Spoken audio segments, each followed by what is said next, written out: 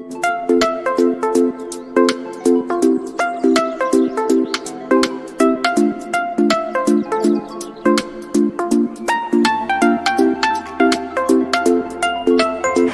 उभारू आनंदाची, गुढी उभारू समृद्धीची, गुढी उभारू आरोग्याची, गुढी उभारू तुंग भरारीची. नमस्कार मंडळी, मी दीपाली. आज आहे गुढीपाडवा. गुढीपाडव्यानिमित्त माझ्या आणि माझ्या परिवारातर्फे तुम्हा सर्वांना हार्दिक शुभेच्छा. चैत्र शुद्ध प्रतिपदेला म्हणजेच वसंत ऋतूच्या पहिल्या दिवशी आपण हा सण साजरा करतो, गुढीपाडवा. गुढीपाडवा हे एक हिंदू नववर्ष आहे, मराठी नववर्ष आहे. महाराष्ट्रामध्ये सर्वत्र हा सण साजरा केला जातो. हा एक विजयाचं प्रतीक आहे आणि 3.5 मुहूर्तांपैकी एक असा मुहूर्त मानला जातो जो की खूप शुभ असतो. तर या दिवशी बरेच जण बरीचशी खरेदी करतात, इलेक्ट्रॉनिक्स वस्तू किंवा जेही काही त्यांच्या इच्छा असतील खरेदी करायच्या, तर ते इथं या दिवशी खरेदी करतात सर्व लोक.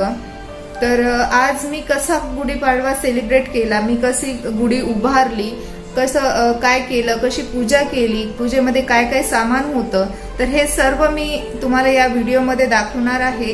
तर व्हिडिओ नक्की पूर्ण बघा आणि लाईक शेअर सबस्क्राईब केलेलं नसेल तर नक्की आत्ताच लगेचच करून टाका, कारण मी असेच नवनवीन व्हिडिओ तुम्हाला घेऊन येणार आहे. तर नक्की लाईक शेअर आणि सबस्क्राईब करायला विसरू नका आणि व्हिडिओ पूर्ण बघा. तर इथे मी पूजेचं ताट तयार करत आहे. ताटामध्ये मी इथे हळदी कुंकू घेतलेला आहे, त्यानंतर घंटी घेतलेली आहे.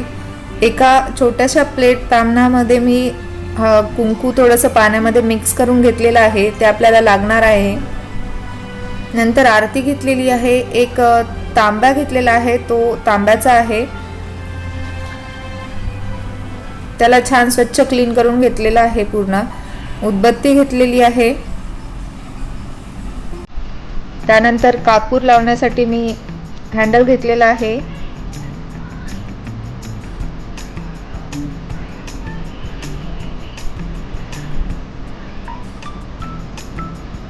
इथे ओटी भरण्यासाठी मी एक पीस आणि त्यावर ओटीचं सामान घेतलेलं आहे. खारीक, खोबरं, बदाम आणि एक सुपारी आहे, तांदूळ आहे, श्रीफळ घेतलेला आहे, नारळ घेतलेला आहे.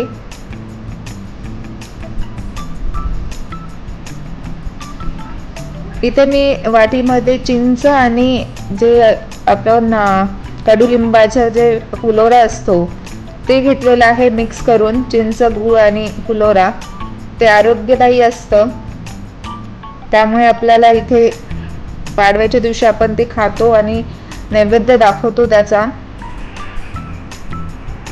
इथे मी फुलांची माळा बनवलेली आहे आणि इथे कडुलिंबाचा डहाळा. मला इथे आंब्याचा डहाळा भेटला नाही, आंब्याचे पानं देखील असतात पण इथे नाही मिळाले, तर ते नाही घेतले मी. इथे मी दोरा घेतलेला आहे बांधण्यासाठी आणि साडी घेतलेली आहे. साडी शक्यतोवर कोरी असावी, नेसलेली नसावी. आणि इथे मी तांब्यावर स्वस्तिक काढत आहे, स्वस्तिक. आणि इथे तांब्याला दोरा बांधून घ्यायचा आहे, 5 वेढे घ्यायचे आहेत दोरा बांधून. काठी घेतलेली आहे, काठी स्वच्छ धुवून घेतलेली आहे आणि त्याला असं बघू शकता तुम्ही, मी छान असं डेकोरेशन केलेलं आहे. आणि चला तर मग आपण गुढी उभारूया. काढी तर आपल्याला याचं मिऱ्या घालून घ्यायचं आहे.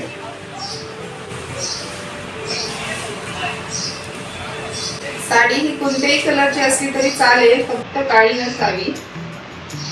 इथे आपल्या निऱ्या म्हणजे प्लेट्स घालून झालेल्या आहेत आणि आता मी ते काठीला लावणार आहे.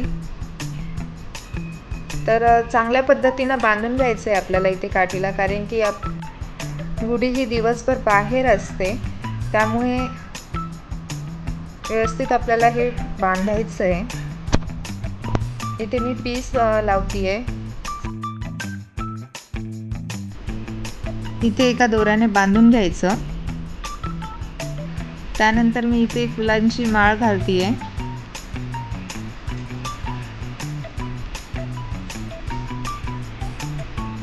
लगेचच आपल्याला तिथं कडुलिंबाचे पानं बांधून घ्यायचे आहेत. त्यानंतर मी साखरेची माळ घातली आहे. ती पण लाल कलरचीच असल्यामुळे त्यावर उठून असं दिसत नाहीये, पण मी घातली आहे साखरेची माळ आणि नंतर मी जो तांब्या आहे तो ठेवलेला आहे. बाहेर बाल्कनीमध्ये मी तयारी करून ठेवली होती. मला इथे गुढी उभारायची आहे, त्यामुळे पूर्ण डेकोरेशन, रांगोळी वगैरे सगळं काढून ठेवलं होतं. आणि हे छान असे इथे मी आणि अन्वितने गुढी उभारलेली आहे. त्यानं मला हेल्प केली आणि छान अशी इथे गुढी उभारलेली आहे. आता मी इथे पूजा करत आहे. हळदी कुंकू लावून घ्यायचं आहे.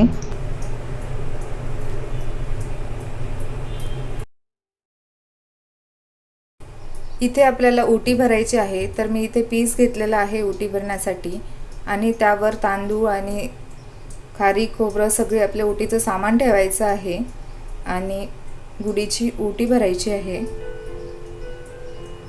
इथे अन्वित देखील पूजा करतो आहे, हळदी कुंकू वाहतोय. त्याला फार आवडतं पूजा वगैरे काही असेल असं घरी तर लगेचच तो हेल्प करतो, सगळं करतो. हेच बीज आपल्या येणाऱ्या पिढीमध्ये रुजवण्यासाठी आपल्याला संस्कृती आणि आपली परंपरा ही जपायला हवीच आणि हे सर्व करायला हवंच. इथे पूजा झाल्यानंतर मी आरती करून घेतली आणि गूळ आणि चिंच जे केलं होतं त्याचा नैवेद्य दाखवला. छान सजलेली आहे. गुढी हे विजयाचं प्रतीक आहे, मांगल्याचं प्रतीक आहे. असाच आनंद तुमच्या आयुष्यात येत राहो हीच ईश्वरचरणी प्रार्थना. आजच्या दिवशी पुरणपोळी किंवा श्रीखंड पुरीचा बेत असतो आणि त्याचाच नैवेद्य देखील असतो, तर मी ते नंतर करेल आणि नंतर नैवेद्य दाखवेल. अशा प्रकारे मी गुढी उभारलेली आहे आणि गुढी उतरण्याचा टायमिंग हा सूर्यास्ताच्या एक 10 ते 15 मिनिट अगोदर असतो. सूर्यास्त होण्याच्या 10 ते 15 मिनिट अगोदर आपल्याला गुढी उतरायची आहे. गुढी पाडव्याच्या हार्दिक शुभेच्छा.